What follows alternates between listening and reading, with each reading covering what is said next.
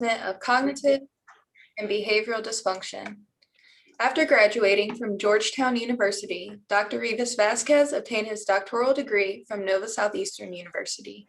He completed his clinical training at Harvard Medical School, Massachusetts General Hospital from 1987 to 1990, and received his neuropsychology training at the University of Miami from 1992 to 1994. In 2001, he obtained a postdoctoral Master of Science degree in clinical psychopharmacology from Nova Southeastern University. Dr. Rivas-Vazquez is currently adjunct faculty at the University of Miami and Nova Southeastern University. He is board certified in clinical psychology by the American Board of Professional Psychology. Since 1995, Dr. Rivas-Vazquez has been active in clinical research involving a wide range of neurologic and psychiatric disorders. He has been an investigator in over 200 clinical trials geared at evaluating the benefits of new therapeutic interventions for illnesses such as Alzheimer's disease, depression, and attention deficit hyperactivity disorder. Dr. Rivas-Vazquez has published multiple articles in medical and psychological journals and has lectured nationally and internationally. Okay, so it's great to be here with you all to discuss this topic. I'm going to tell you a little bit about, take a couple of minutes to discuss the evolution of the content of what we're going to be discussing today. You know, it's been such a historically tragic time over the past year, and fortunately, we're starting to see some light and a return to some semblance of normalcy, although we really don't know what that's going to look like moving forward entirely. And I think that's going to impact us at the mental health profession level for years to come. So I'm a neuropsychologist on staff at a large general hospital in Miami, Florida, Baptist Hospital. We have a very active, integrated part within the hospital.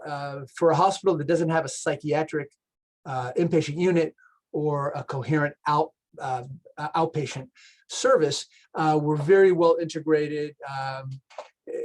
Administration has always been very supportive of psychology. We have our subsection chief psychologist is a tremendous, indefatigable advocate for psychology. And again, we're very active and integrated within medical staff. And I say that because we are interacting with our medical colleagues all the time, and our involvement with COVID has, you know, followed this path where back in March and April, outpatient services were starting to get shut down. We weren't doing consultations to the hospital as much. They were really limiting the amount of specialties that were going into the hospital to see consultations.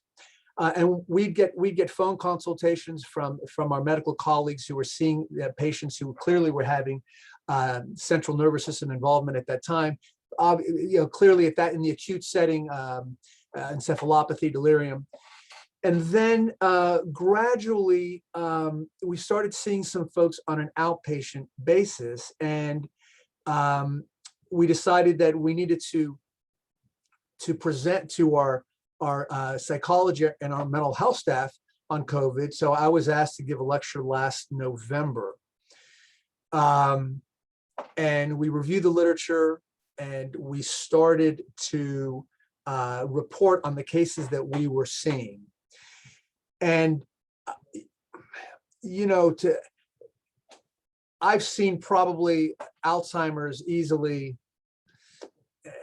4,000 or 5,000 cases in a clinical or research setting, and feel very comfortable with that. When we started seeing some of these patients who were post-COVID, we didn't really know what to expect, what to encounter. So we were all back in our training days and learning as we went, extrapolating from other disease states that that we've had experience with. So to date, I've probably seen about, my N is a voluminous 40 cases that we've seen. And over time, I think a couple of things have begun to emerge. And the lecture is really set up almost as a chronology of the way the information has been coming out, and there has been just a tremendous swell of information being published on a weekly basis. This is, the fifth or sixth time I've given this lecture, and every time I have to do literally up to the last minute lit search because so much is coming out. And it's also mirroring, I think, what we're seeing as clinicians.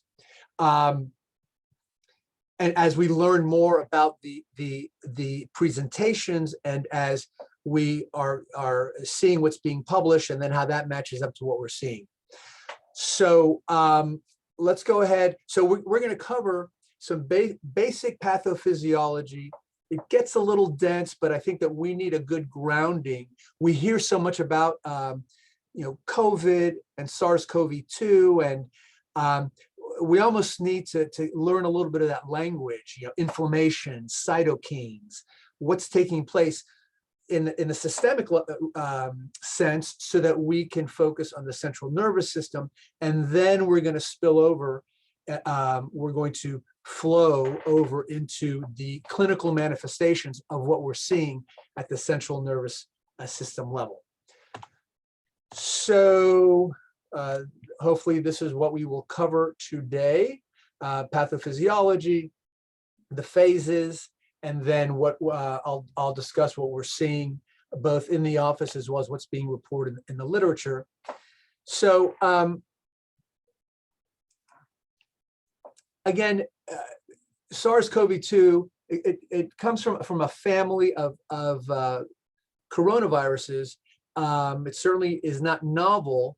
4 of them are relatively innocuous. There's been at least 2 that have had that have been of epidemic proportions, which this with SARS-CoV-2 shares is homologous with at the 80% nucleotide level. The first 2 was the original SARS epidemic was in 2002. And then there was a subsequent one, which was the MERS, the Middle East Respiratory Syndrome, and that was in 2012. And I think between those 2, there was probably globally maybe 10,000 fatalities. But SARS, the severe acute respiratory syndrome, coronavirus 2, and the WHO designated the acute respiratory syndrome that's produced by SARS-CoV-2 as coronavirus disease 2019. That's where we get the name. So understanding the virus, once the virus enters our system, it has to enter cells, and the manner in which it does so is going to impact 2 things. So first point of contact for the virus is a receptor, the angiotensin converting enzyme 2 receptor, ACE2 receptors. So a couple of things. One, ACE2 unfortunately is expressed copiously throughout the body. It is present, these receptors are present on the epithelial layers of heart, lungs, kidney, and glial cells of the central nervous system. So, and that epithelial layer is this thin layer that covers cells and membrane.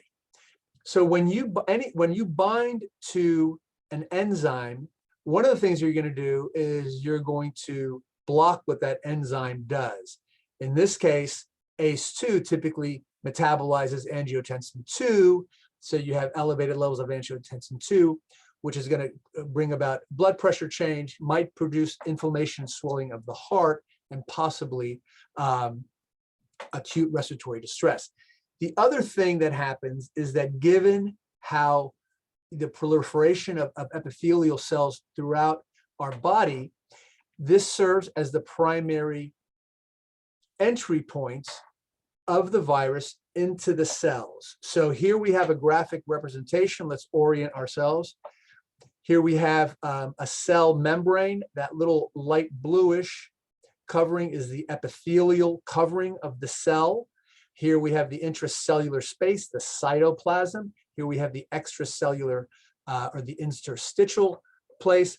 And here we have a viral molecule with that famous spike protein, and there's your ACE2 receptor. Binding takes place, and typical cell biology is that once, depending on the type of receptor that you have, there's natural cell metabolism and processes by which once a receptor or a population of receptors get bound, the cell will signal itself to kind of fold in on itself and take that in. So here we have that binding of that receptor, and all of a sudden you'll see here this invagination of the membrane. It takes this molecule within the cytoplasm where it is going to it's going to replicate. It will direct, again, other viral particles to be synthesized, and then it will burst out, and the infection will begin to spread.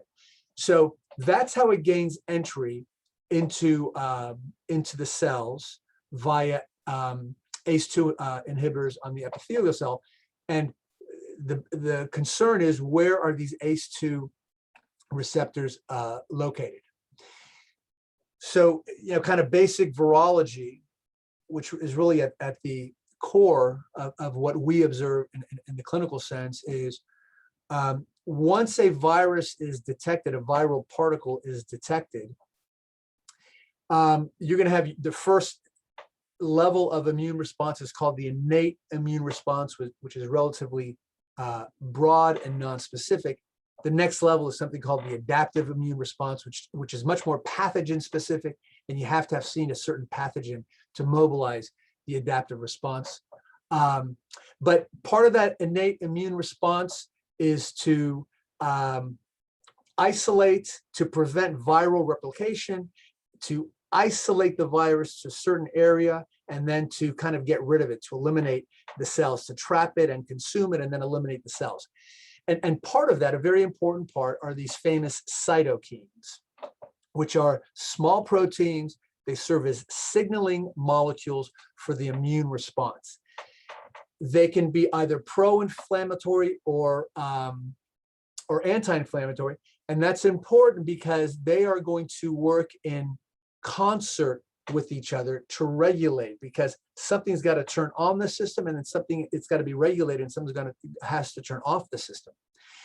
A cytokine release syndrome really refers to the broad range of inflammatory response when these cytokines are being released, and then they could range from either a mild flu-like syndrome to a broader, exaggerated response, which might begin impacting organ function and possibly even multiple organ functioning. We're going to talk about how that takes place in a second.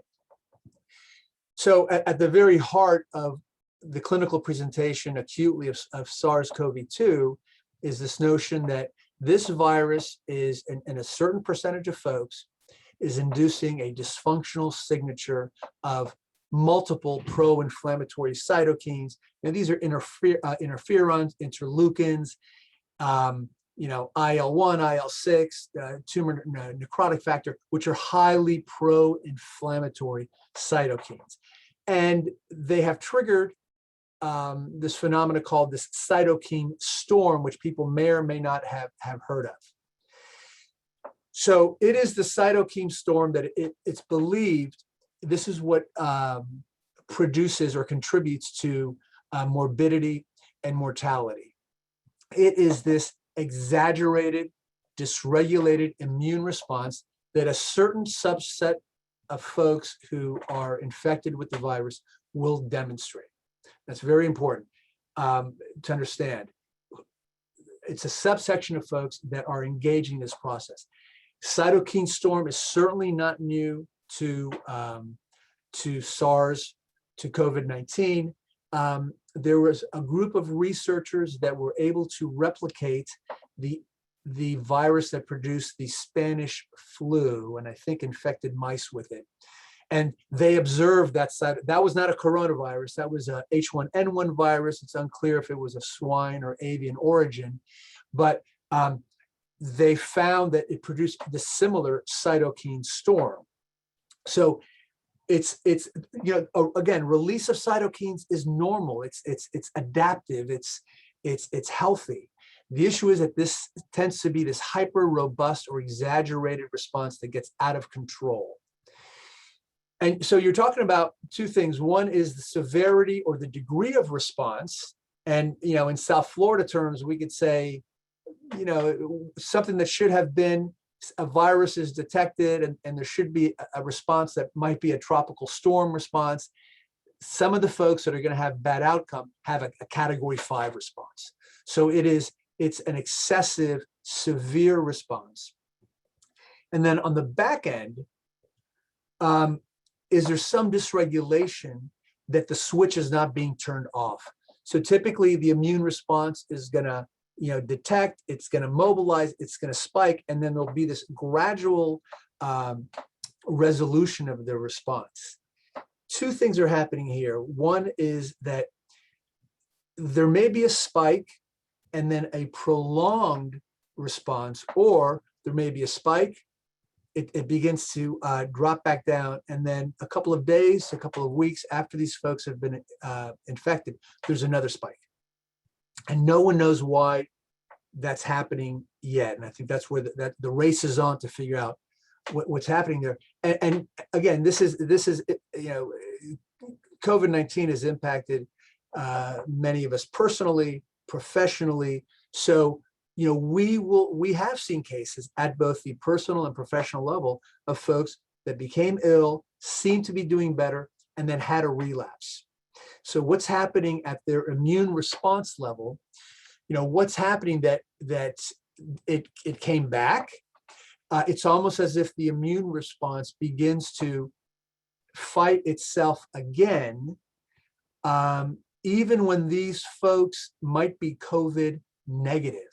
So they tested negative, they had a positive test, then tested negative, and had a relapse when they were negative. So the autoimmune response, once activated, is for those dysregulated folks, it may come back even when the virus is no longer at detectable levels. And then there's another phenomenon that's been more recently identified in the literature and discussed, which there are folks, and we're going to talk about these folks towards the end, because these are the real interesting individuals, because no one knows what's happening with them, where they either were mild or asymptomatic when they started, and their symptoms began after they were already negative. So, so it's an interesting immune response. Again, the antivirals are very important because you're combating the virus, but in a very fine pointed way, what's producing most of the mortality is not the virus itself, but it's the body's immune response. So that gives clinicians and researchers another avenue of exploration and intervention. So we talk about these phases. It's broken down into 2 phases. This whole discussion is broken down in a 2-by-2 way. The phase and the severity. The acute versus recovery phase we're going to talk about, and then the severity, asymptomatic, mild, and then moderate, severe, and critical. That's the way that these cases are conceptualized. So let's acute phase is when you're symptomatic and positive. In recovery, you've had the reverse transcription polymerase test for COVID-19. So you're already negative. And by the way, some people can test positive for up to 6 to 8 weeks. But recovery, quote unquote, is supposed to start when you're PCR negative and your acute symptoms have, quote unquote, resolved and you are symptom free and returning to baseline. And these are the folks that I think are being seen, on an outpatient basis as presenting with lingering symptoms. Before we look at the range of infections, just some basic physiology. So it's a respiratory illness first and foremost. So the alveoli, again, which express ACE2 receptors and are the primary site for infiltration and replication. Those are the sacs within the lung where there's blood courses through this very, very thin membrane, and there's that O2 exchange, the blood exchange of oxygen and CO2. And during any type of infection, respiratory infection, pneumonia, those sacs are going to get filled with fluid and make it difficult for that O2 to exchange. So when you hear this term saturation, oxygen saturation, or when you do that pulse oximeter and you get a saturation, what it means is when the blood courses through your lungs, each of those erythrocytes or red blood cells, which carry protein hemoglobin, those hemoglobin protein strands have 4 units that they can carry a molecule of oxygen. And if something compromises the ability of each of those proteins to carry less than its full oxygen load, that's what's called you're under your normal level of saturation, because something has compromised this exchange, and those red blood cells are moving through the system relatively quickly and are not able to extract their full oxygen load. And now your red blood cells are coursing through your system without being fully oxygenated. And that's what you could actually measure peripherally by that pulse oximeter that sits on your fingertip. So, the WHO, this is the criteria from the World Health Organization, but similar to what the National Institute of Health uses. Folks who are infected but are asymptomatic, they have tested positive because someone around them tested positive, and they went to get tested, but they're completely asymptomatic. Mild illness, you're having some symptoms, but there's no respiratory compromise, there's no shortness of breath, hypoxia, pneumonia. Moderate illness, you may show signs of pneumonia, but your oxygen saturation is still within normal limits, typically 95, 96% and above. Severe illness, pneumonia plus respiratory distress, and then critical illness. When you're having difficulty breathing, you might go into acute respiratory distress syndrome. You're having pulmonary edema, fluid within the lungs. Now you have sepsis or septic shock. So now the virus is in the bloodstream and coursing through the bloodstream and may produce septic shock, this precipitous drop in blood pressure because of the viral load in your bloodstream. Altered mental status, which is what we see. Stroke is a tremendous part of the CNN pathophysiology. Emboli or thrombotic events due to just the coagulation, the release of platelets, of coagulation factors. Inflammation of the heart is a key thing to take a look at for central nervous system functioning. Injury at other sites, liver, kidneys, and then critical illness as defined by more than one organ site becoming dysfunctional. So we typically make the distinction for what we're going to see in recovery right down this line between these asymptomatic to moderate folks and folks who have been admitted to the hospital. And that's what we're seeing, and it's also what was reported in the literature. And we'll go through that criteria.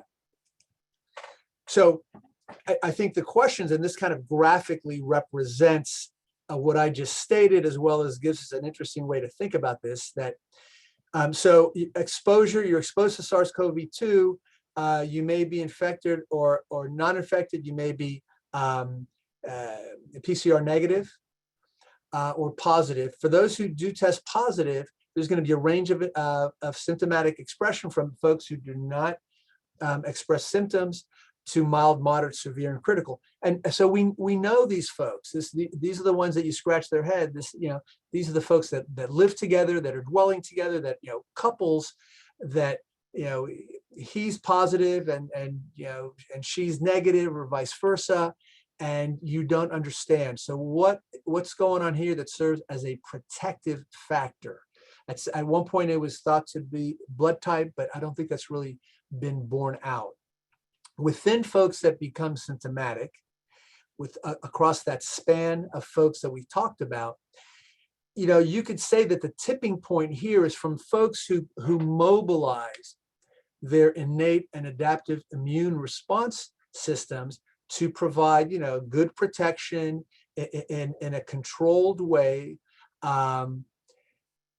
versus folks who all of a sudden start having that cytokine storm, that exaggerated response, and then tip over and you're getting inflammation in the lungs, inflammation in the heart, inflammation in the kidneys. You're throwing clots, you're having low oxygen saturation and getting into trouble because of that.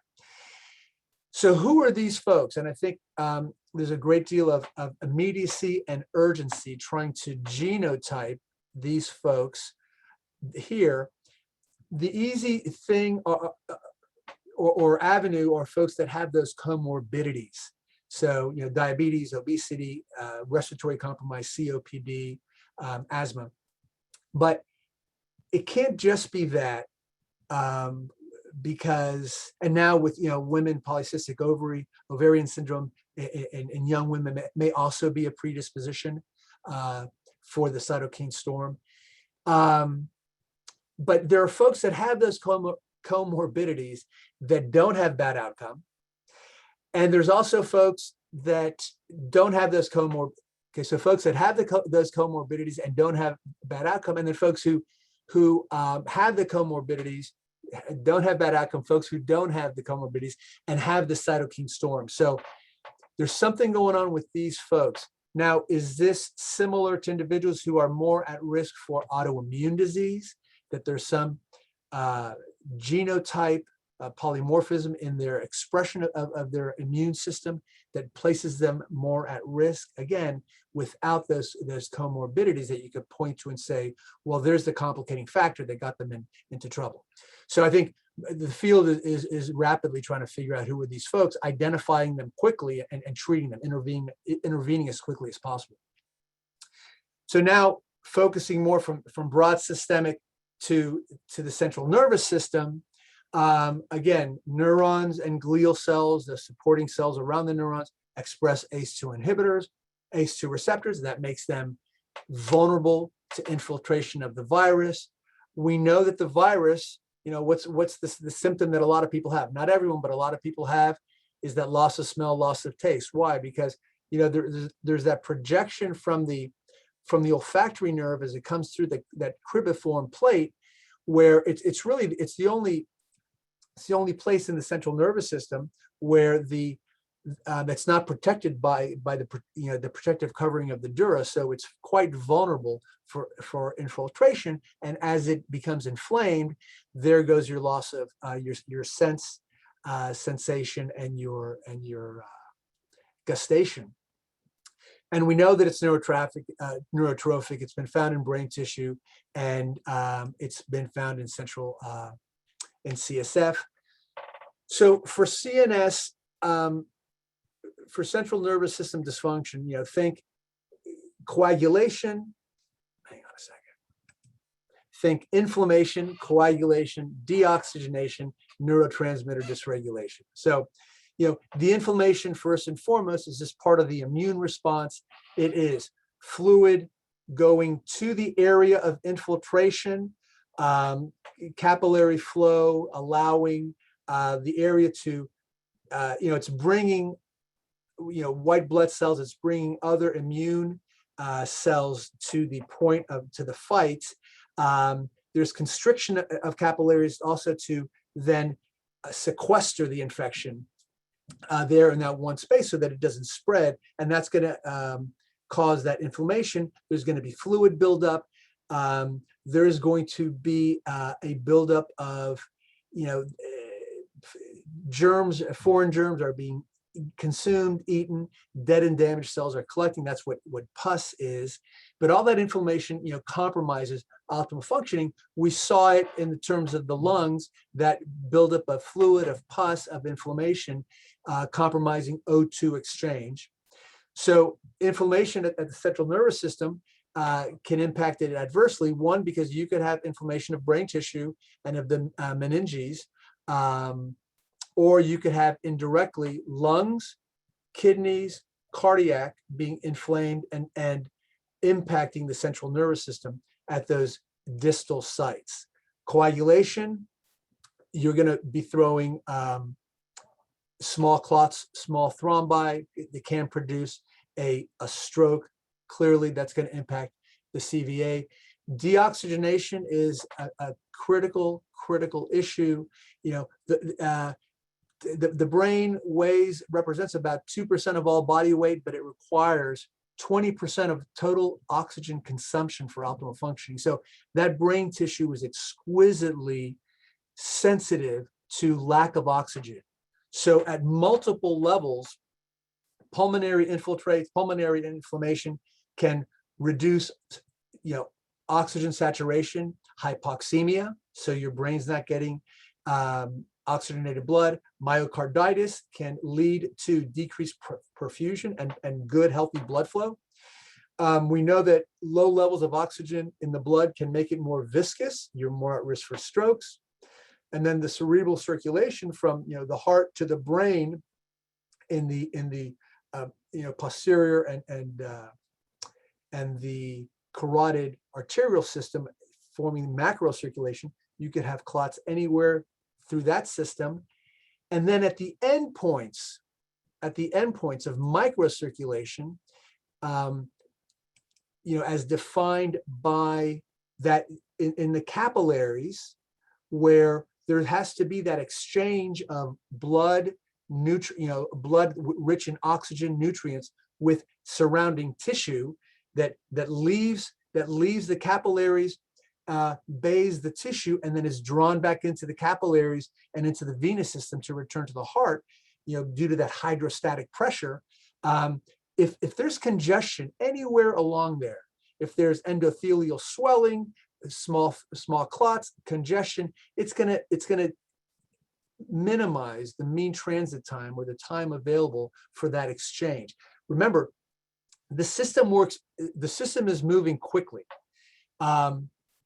It takes blood to cycle through our body 45 seconds to do a complete circuit. So it's moving very fast. So this system has to work quite efficiently for maximum exchange. So anything that's going to get in the way of that exchange is going to compromise oxygen and nutrients getting to that tissue. And then finally, more speculative, but also has been presented as possible pathway to central nervous system dysfunction is disruption in the neurotransmitter system. So we know that biogenic amines, norepinephrine, epinephrine, dopamine, serotonin, are oxygen dependent for their synthesis. We've just talked about in an oxygen reduced environment, what's that doing to synthesis of neurotransmitters? We know that cytokines has an adverse impact on neurotransmitter levels. Specifically, cytokines and cortisol will alter the metabolism of tryptophan. Tryptophan is the precursor for serotonin and melatonin, which are good, healthy neurotransmitters, and it'll hijack it and increase the production of this other substance called kynurenine, which ends up being very toxic, which is going to elevate the kynurenine pathway, is going to elevate levels of glutamate and quinolinic acid, which can be neurotoxic and damaging, and also may prevent the release of dopamine. Takeaway from this is that there may be dysfunction at the neurotransmitter level that might explain what we're seeing in the clinical setting. This is a graphic of what I just discussed. Here you have your viral particle interacting with the receptor at the epithelial level, being taken into to the cell and then wreaking havoc. There's your microthrombose formation, increased von Willebrand factor, fibrin depth. These are all coagulation factors. Throwing clots, you have neuroinflammation, you have endothelial damage, you have you have congestion, you have increased quinolytic acid, increased glutamate. So again, and this is, this is a capillary coursing through brain tissue. Here you have your neurons and your glial cells, and there's just a great deal of disruption, at that level, at the microcirculation level. So clinically, from across the range of severity, from folks who are asymptomatic to acute, the first thing you're going to see for individuals that tell you that there's some central nervous issue is headache, dizziness, maybe some tingling, and then the loss of sense, the loss of smell or taste, not in everyone, but in a significant portion of folks. As you move into the more severe critical, you'll see folks that are admitted that have had a stroke, that have had a seizure, that have inflammation of brain tissue, that have altered mental status or encephalopathy, and then have Guillain-Barré, in which the immune system starts attacking peripheral nervous system, and demyelinating lesions have all been reported in the setting of COVID. This is the first report that came out in April. So go back a year, and this is out of England. These researchers formed a reporting hotline that neurologists, psychiatrists, emergency room folks could call in when they had patients that were coming in with COVID and demonstrating any neurologic symptom. And from a 3-week period, they found folks that, again, they were presenting with stroke, altered mental status, and psychosis. These are probably the same groups, right? So early on, central nervous system. So this is no longer just a respiratory issue. Now central nervous system observations are being made.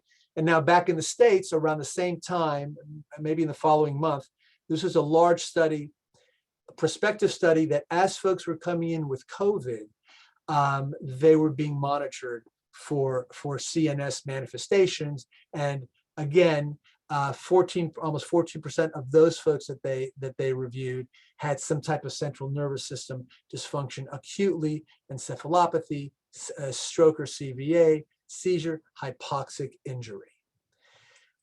Very nice review of COVID, of delirium or encephalopathy, synonymous terms by Kotfis. This is from critical care, looking at the different mechanisms for encephalopathy in the acute setting. Brain swelling, stroke, hypoxic injury, seizures, medication effects, because a lot of these folks are on supportive pharmacologic care, which may alter the central nervous system. And then as a rule moving forward, the nature of the central nervous insult at the acute level is going to dictate what we see, as outpatients on follow-up. So, to summarize, the mechanism of CNS acutely has to do with, did you have primary central nervous system insult? Did you have encephalitis? And if there was swelling of the brain, to what degree and for how long? Because that's will dictate the residual damage that you had, the degree of inflammation, the degree of edema, fluid collection, and for how long. And then demyelination. The myelin around neurons gets attacked, and you could see it radiologically, findings of demyelinating plaques. Or secondary, was there a stroke because of coagulation? Did your brain not receive enough oxygen and you're having hypoxic anoxic injury? Or was there metabolic dysregulation? Were you encephalopathic because you had metabolic, you had renal failure, you had liver failure, and then you had altered mental status because of that? What we see, given this, we can get a history of how the patient looked acutely and almost predict what we're going to see in outpatient. So as we shift over to recovery, remember, it kind of bifurcates into mild, moderate cases versus severe or critical cases. And the severe and critical cases seem to make more sense. It's pretty straightforward. We can almost predict psychometrically what we're going to see based on the nature of CNS insult acutely.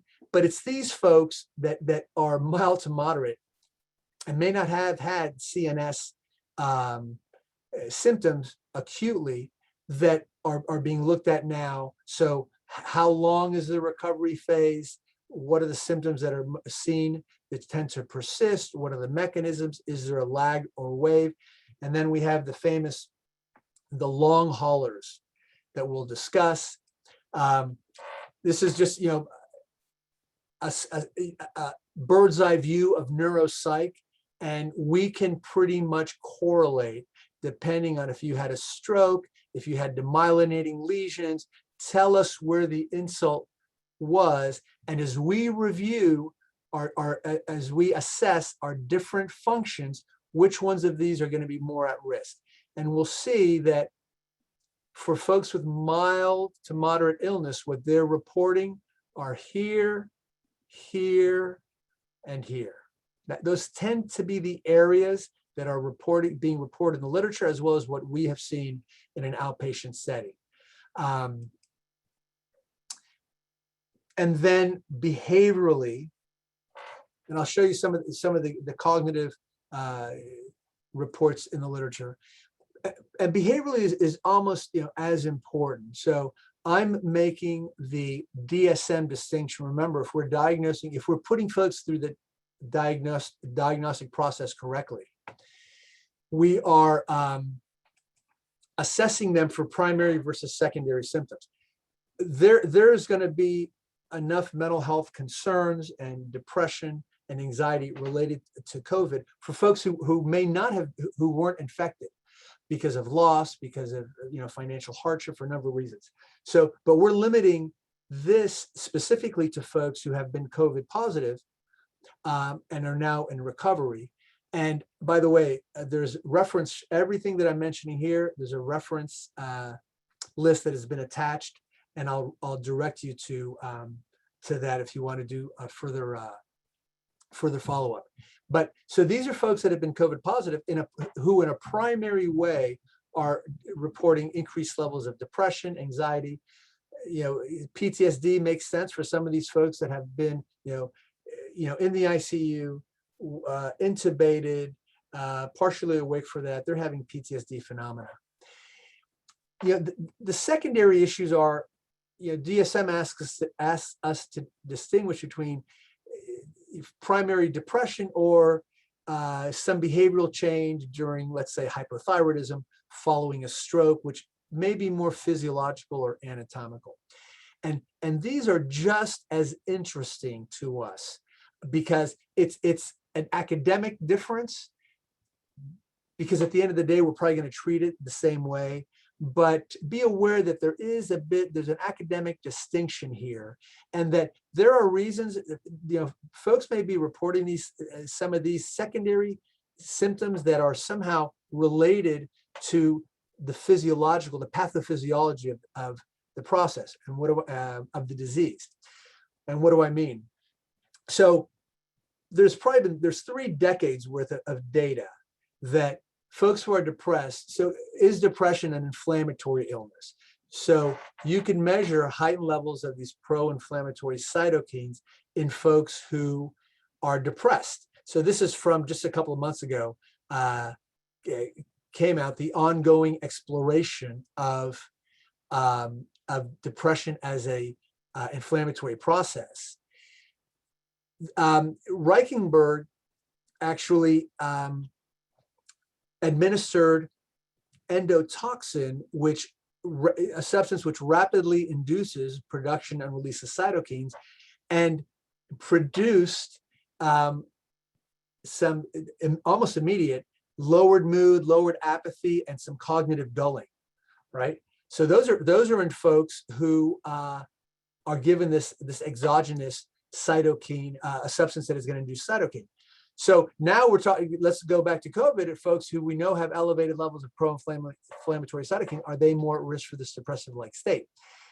Interestingly, we also know that antidepressants exert this immunoregulatory function by lowering levels of pro-inflammatory cytokines and elevating levels of anti-inflammatory cytokines. So there's something there related to depression, or something that looks like depression in its expression, as well as possible treatment avenue.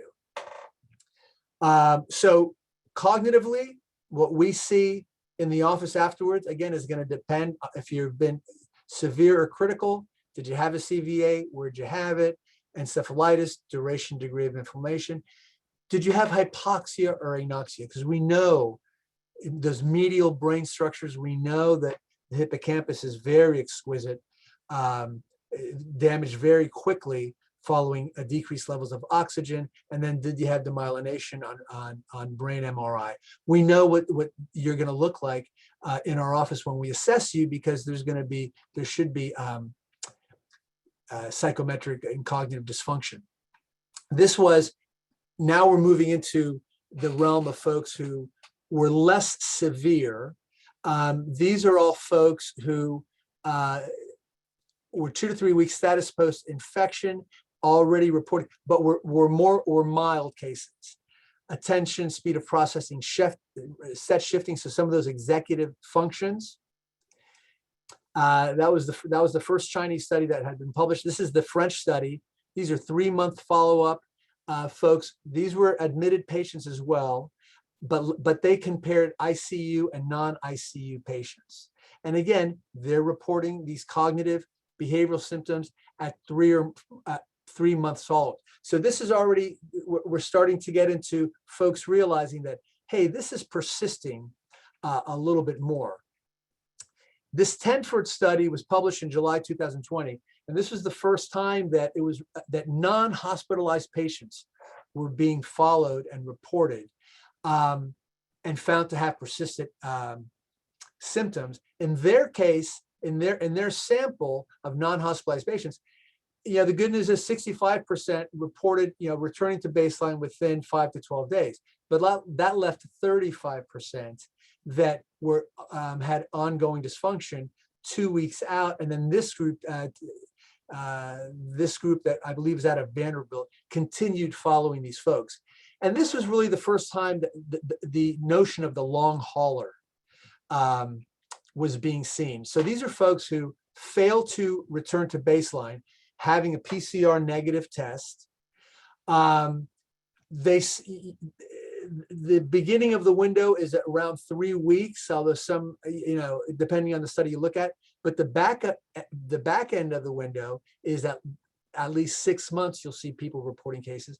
And I'm sure we're getting to the point where you'll have individuals who are reporting symptoms, persistent symptoms, up to a year.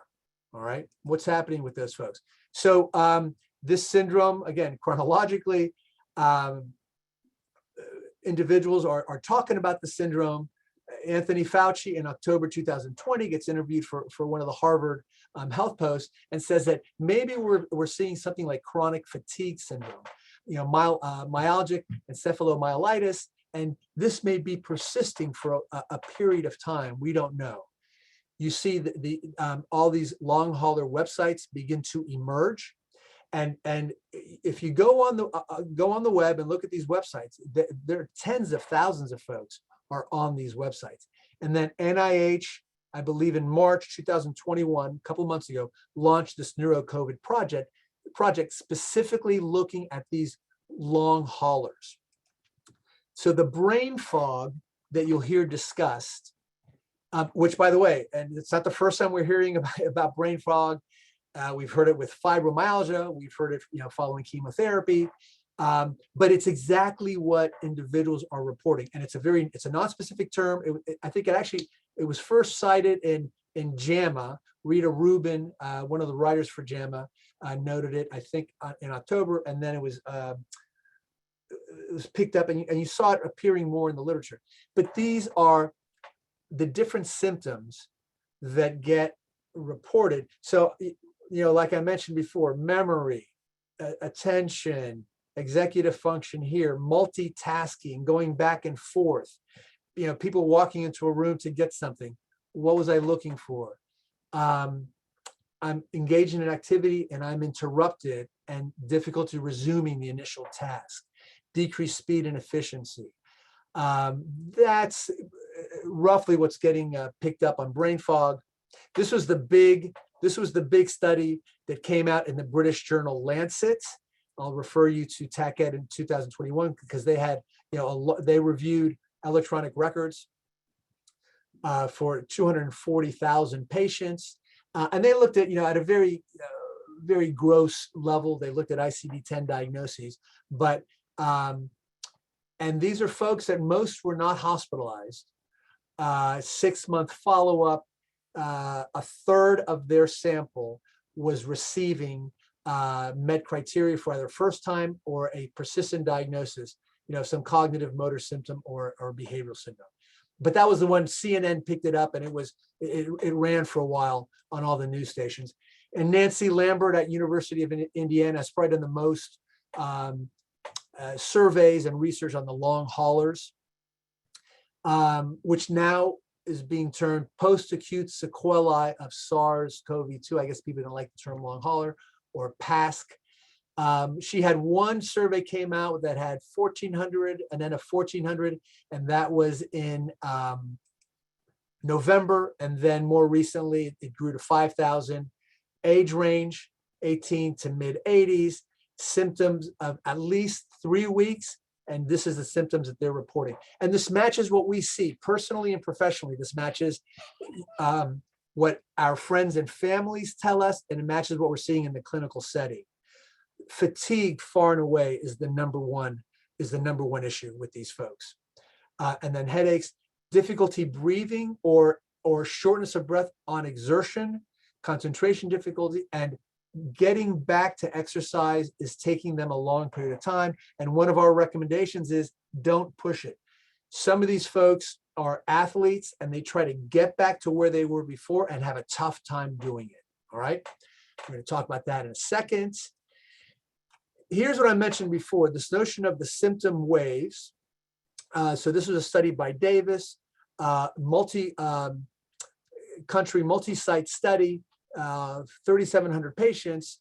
And they found that of patients that were reporting, 96% continues to have symptoms in 90 days, said that their symptoms came in waves, and each wave was distinct and almost impacting a different anatomical system, but they were okay, they got better, and then a week or 2 weeks later, they got worse again, and then some got worse again.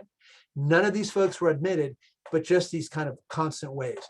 This is the really interesting thing that we're seeing now. And I remember my first 3 COVID patients that had these kind of different presentations. And I remember the first time a patient came in and had been COVID positive and did well, went back to work, and a couple of weeks later starting having symptoms. And your mind is racing. Is this a real phenomenon? And this is now backed up, in the literature.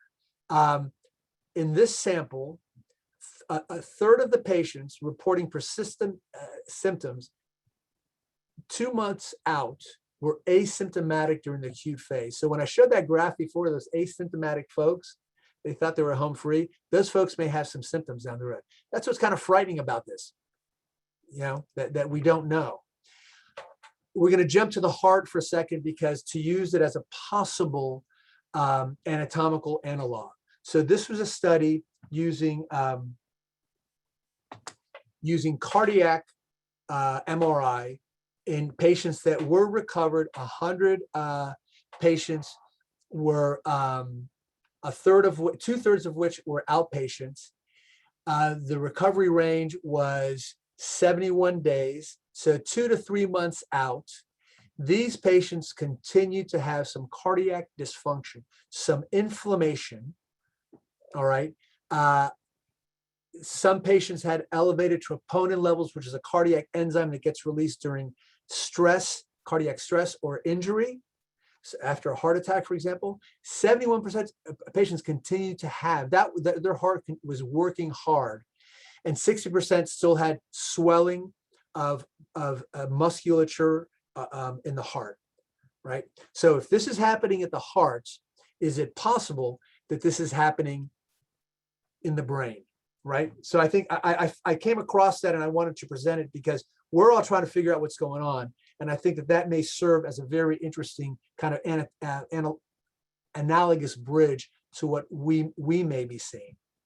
So in summary, we certainly are seeing that cognitive and behavioral symptoms persist. You'll see these patients, right, that have been COVID positive and were not admitted, but are reporting these symptoms. This is a real phenomenon. As you know, clearly, that the nature of the sequelae is going to be directly proportional to how they looked acutely, with the severe critical individuals that had central nervous insult are going to present a certain way and have and may demonstrate cognitive and behavioral issues that follow that. The individuals with the mild that were either asymptomatic, I wasn't saying that, you know, several presentations ago, because, you know, we didn't know about that lag. Now we are. So mild or asymptomatic can have new expression.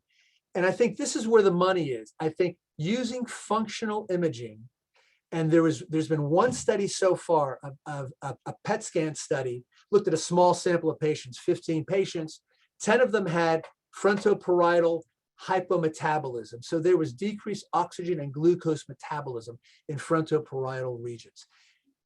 More than, you know, functional or structural MRIs, I think this is going to be similar to that cardiology study that we looked at. So I'm really interested to see functional findings on these long haulers.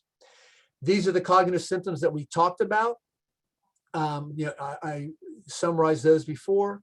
Behaviorally, certainly we're going to encounter all these, fatigue being far and away what's being reported by most folks. Where does all of this go? You know, we don't really know. I think that's part of the frightening things about this. Are we going to see an increase in autoimmune disorders? I think early on in this crisis, the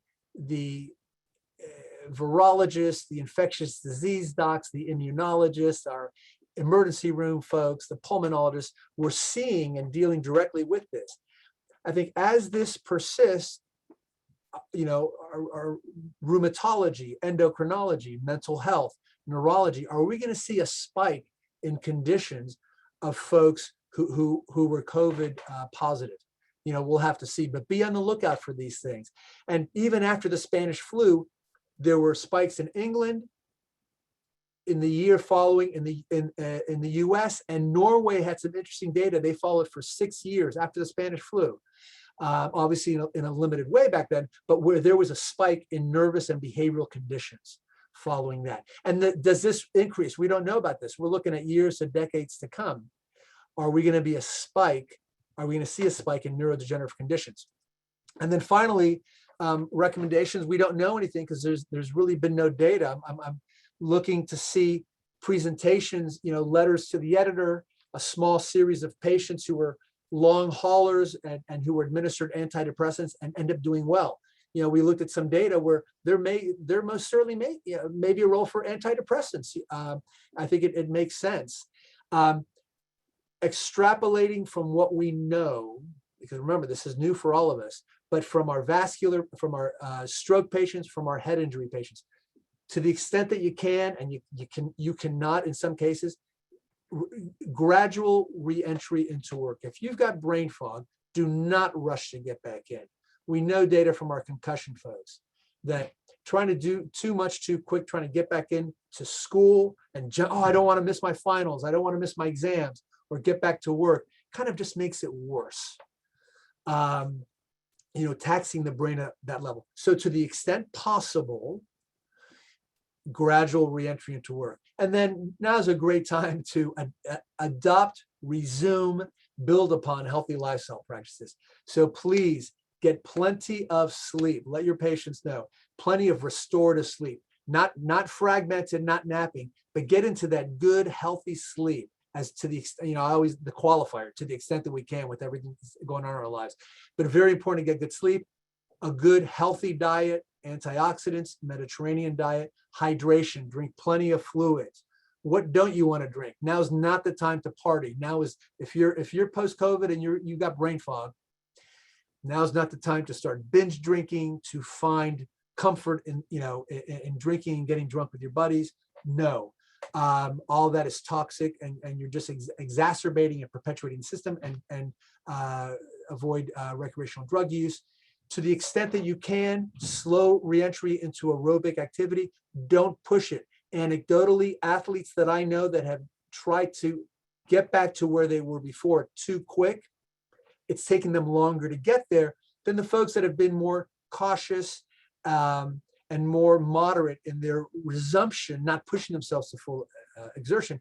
My sense is that those folks are recovering a little quicker. So maybe similar, to the gradual reentry to cognitive stress. And then now's a great time to engage in enjoyable activity. Some very good data on transcendental meditation, yoga. Enjoy pleasurable music, take time, pamper yourself, read, and really just try to bathe. Try to facilitate a very nice neurotransmitter and CNS milieu. All right, so that's all I've got. It was a lot that I threw at you all, but there's so much out there that I would feel almost remiss if I wasn't throwing this all at you. And again, there's references that you all have that you can look up. My email, you could also get it through Carlos if you need to get it. That will, you can contact me if you have any questions. What's really amazing is you didn't take a breath. You just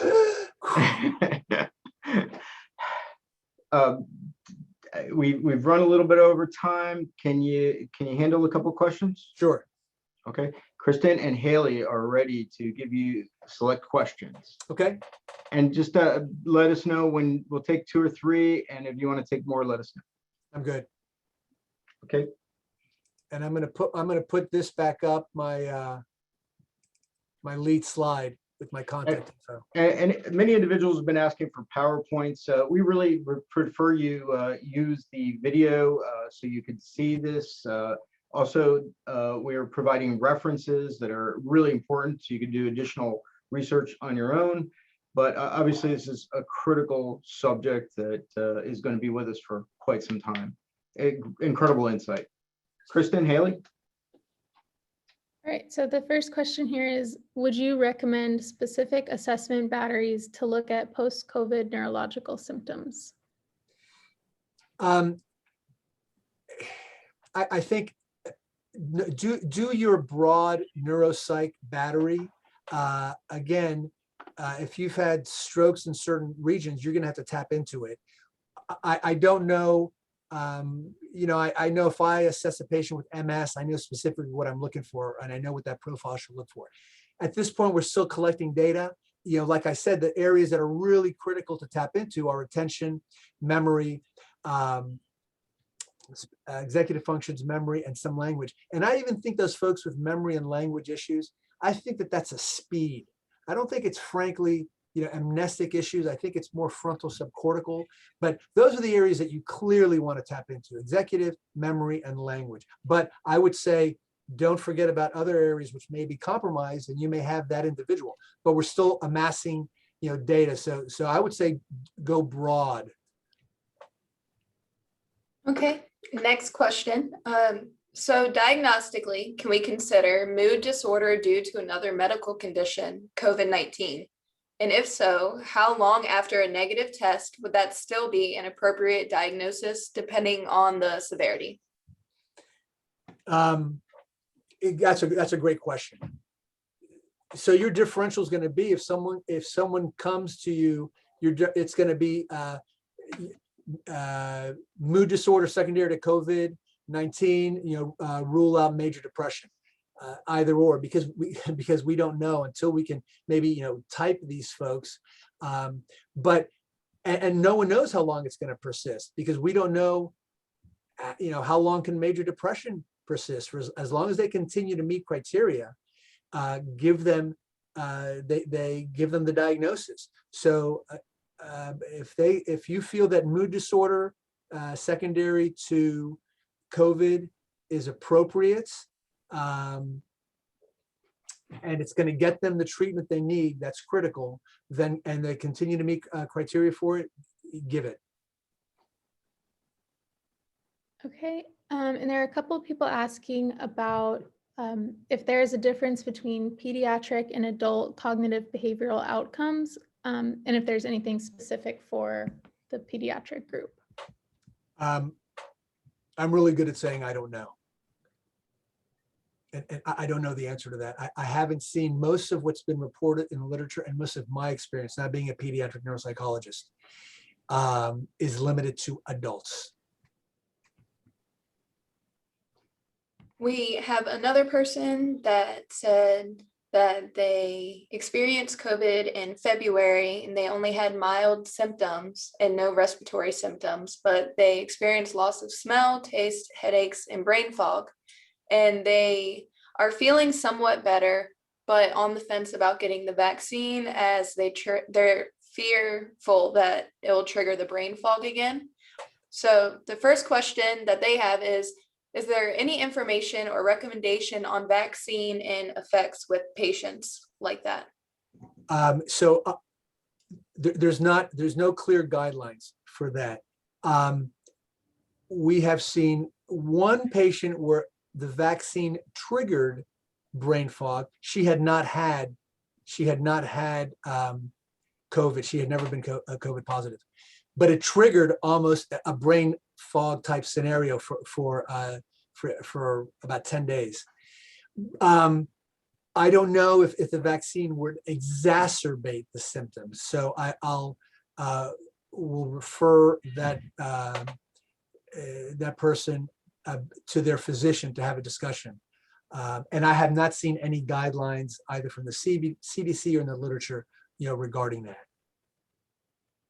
Okay, and she also had a second question. I feel like part of what you said kind of answered. She said, I'm still not feeling 100%, but I have felt improvement since February. Should I have any type of diagnostic testing to see the effects this virus may have had in the brain?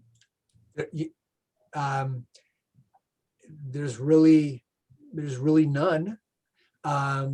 If you're concerned, I would say consult with a neurologist. They could do a neuro exam and decide if there's any focality, which then may prompt other testing. But if it's brain fog, just hang in there. Look at that last slide on healthy lifestyles, sleep, rest, and hope resolution. Look, it's you don't like to say you don't know, but we don't know. We just don't have enough. I can give you numbers when I'm working with a concussion patient. I can tell that what's the percentage of, what's the probability when they should start seeing improvement, But again, being totally honest, we're on the front end of this. So I will tell you, most of the patients that we see are showing positive resolution over time. But then when you look at the literature, and individuals have had this for 6, 9, and I'm sure we're going to see folks reporting it a year, we're still collecting data on it. Okay. And if these cognitive and behavioral symptoms are inflammatory in nature, would you consider anti-inflammatory medications as long-term treatment? So no one knows about long-term treatment, but there are some physicians that are using anti-inflammatories, recommending the use of turmeric as an anti-inflammatory, but always check with your physician before starting anything. But there are folks who are beginning to use those agents, and literature you'll start seeing reports on the use of those, on outcome studies with those agents. Should we say last question? Sure. Okay, last question. Let's see.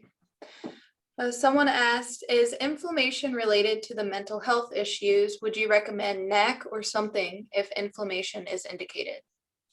So, I mean, I think we're trying to, and I'll refer back to that cardiac study. If we know that persistent, that mild cardiac dysfunction is related to inflammation,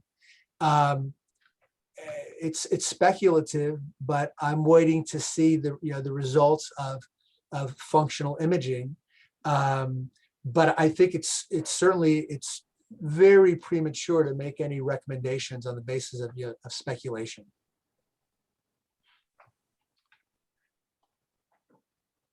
Well, thank you very much for all this information. It's something that we're all living with, we will continue to live with, and having more information is incredibly valuable. And it's always fun to have a neuropsychologist in the family that we can call on. Yep. So thank you so much for giving of your time for our students, for our faculty, and the community that's joined us today. Great.